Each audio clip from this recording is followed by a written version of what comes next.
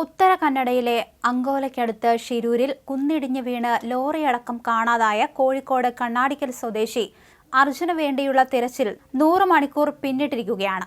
മണ്ണ് നീക്കം ചെയ്തുള്ള പരിശോധനയാണ് ഇപ്പോൾ തുടർന്നു വരുന്നത്. റഡാർ ഉപയോഗിച്ചുള്ള തിരച്ചിൽ താൽക്കാലികമായി നിർത്തിവച്ചിരുന്നു. കർണാടകയിൽ നിന്നുള്ള കേന്ദ്രമന്ത്രി HD കുമാരസ്വാമി ദുരന്തമുണ്ടായ അങ്കോലയിലെത്തി. മുഖ്യമന്ത്രി സിദ്ധരാമയ്യയും ഇങ്ങോട്ട് എത്തിയേക്കും.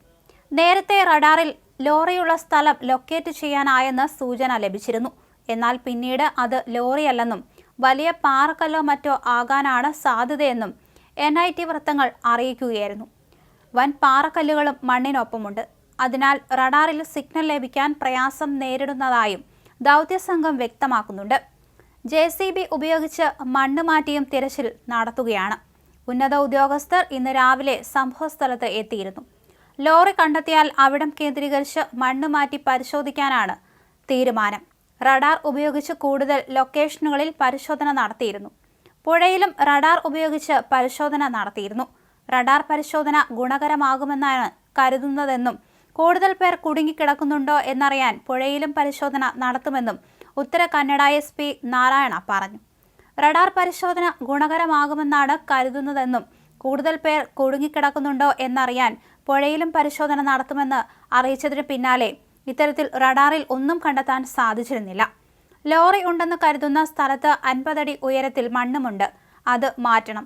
മഴവെള്ളം കുടിച്ച മണ്ണിന്റെ അവസ്ഥ രക്ഷാപ്രവർത്തനത്തിന് കൂടുതൽ ബുദ്ധിമുട്ടുണ്ടാക്കുന്നുവെന്നാണ് അദ്ദേഹം പറഞ്ഞിരിക്കുന്നത്. ലോറി പുഴയിൽ പോയിരിക്കാനുള്ള സാധ്യത ഇപ്പോഴും തള്ളിയില്ലെന്നാണ് അധികൃതരുടെ പ്രതികരണം.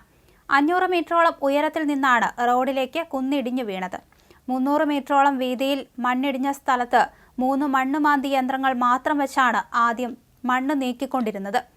അങ്കോലയിലെ കുംത പോലീസുമായും കാർവാർ ജില്ലാ പോലീസ് മേധാവിയുമായും അർജുന്റെ ബന്ധുക്കൾ ബന്ധപ്പെട്ടെങ്കിലും അങ്ങനെയൊരു ലോറി അവിടെയില്ല എന്ന നിലപാടിലായിരുന്നു ആദ്യം പോലീസ്. അർജുന്റെ സഹോദരി ഭർത്താവും ബന്ധുക്കളും അടക്കം 17 തന്നെ സ്ഥലത്തെത്തിയിട്ടും നിസ്സഹായരായി നിൽക്കേണ്ടി വന്നു. ദേശീയപാതയിലെ മണ്ണുമാറ്റി ഗതാഗതം പുനഃസ്ഥാപിക്കാനാണ് പോലീസിന്റെയും റവന്യൂ അധികൃതരുടെയും ഭാഗത്തുനിന്ന് ശ്രമമുണ്ടായത്. അതേസമയം സൈന്യത്തെ ഇറക്കണമെന്നാണ് അർജുന്റെ വീട്ടുകാർ പറയുന്നത്. രക്ഷാപ്രവർത്തനം വളരെ മന്ദഗതിയിലായ അവസ്ഥയാണെന്നും കുടുംബം പറഞ്ഞിരുന്നു.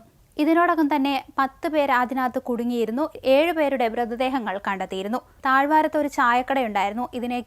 ഇതിൽ ഉണ്ടായിരുന്ന ആളുകളാണ് കൂടുതലായും അപകടത്തിൽപ്പെട്ടത്.